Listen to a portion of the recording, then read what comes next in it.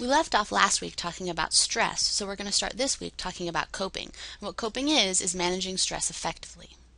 There's a lot of different ways that we can cope, and I'm only going to be focusing on productive ways, not some of the unhealthy coping mechanisms that sometimes we use. The first class of coping mechanisms are cognitive coping mechanisms. These are going to be things that are in the way that we think. And we've learned through Schachter's two-factor theory that if we can change our appraisals, we can change our emotions. So that's true in stress also. If we can change the way we're thinking about it, then we can change how much stress we're having. One thing that humans seem to enjoy is control, and this really comes out when we talk about coping. People who feel like they have some kind of control over the stressful situation tend to cope better and cope longer than people who don't perceive themselves to have control. As an example of this, they did a study where they asked individuals to put their arm in an ice-cold bucket of water. It's called the cold presser. In one condition, they said, please keep your arm in here as long as you possibly can, but you can take it out when you need to. And the second group was told, please keep your arm in there as long as you can, and they weren't allowed the option to be able to take it out. So which group do you think was able to keep their arm in this painful ice water for longer? The group who could take it out if they needed to. It was like knowing that they could stop it at any time gave them more strength to continue on longer. We also have explanatory styles for the way that we think about stressful situations.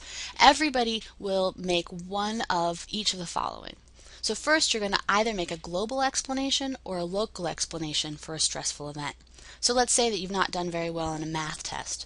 A global explanation would be, this is how it is in all parts of my life. I'm just terrible at school.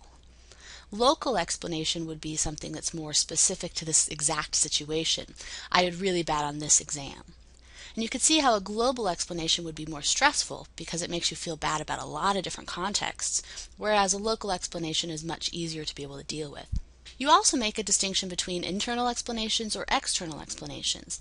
If you're an internal explainer, you're blaming yourself. If you're an external explainer, you're blaming other people. So for that same bad exam, an internal explanation would be, this was my fault. Either I'm not good enough or I didn't study hard enough. External explanations would be, it's the teacher's fault, or the test was too hard, or I didn't get a very good night's sleep because my neighbor's dogs were barking all night. And then finally, permanent versus changeable. Permanent means that you think this is how it has been and always will be. Changeable is that kind of control idea where you feel like you have some control to make some changes. So if you don't do well on your math test, you think, I'm bad at math, I always have been, I always will be, there's nothing I can do about it.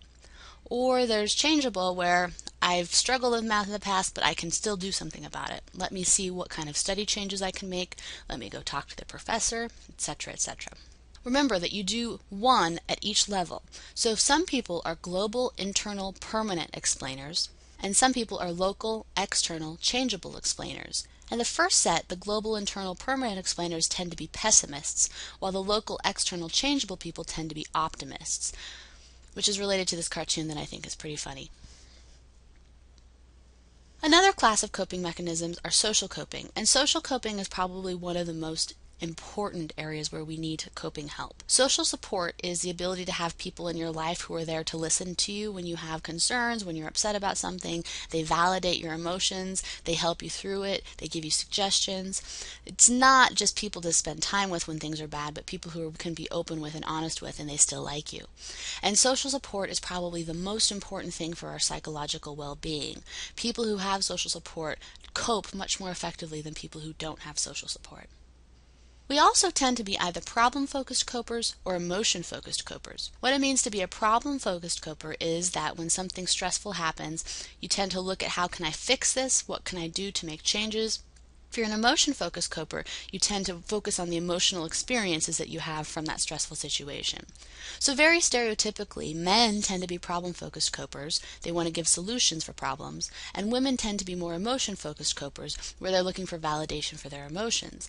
And this can cause a lot of problems in heterosexual relationships, where a woman maybe had a hard day at work and she wants to come home and complain about her boss and how she thinks she could do the job better. What she wants is for her husband or her boyfriend to validate her her emotions and to listen to them. What he wants to do is give her a solution. And for the woman, that's really frustrating because it doesn't fit well with her emotion-focused coping.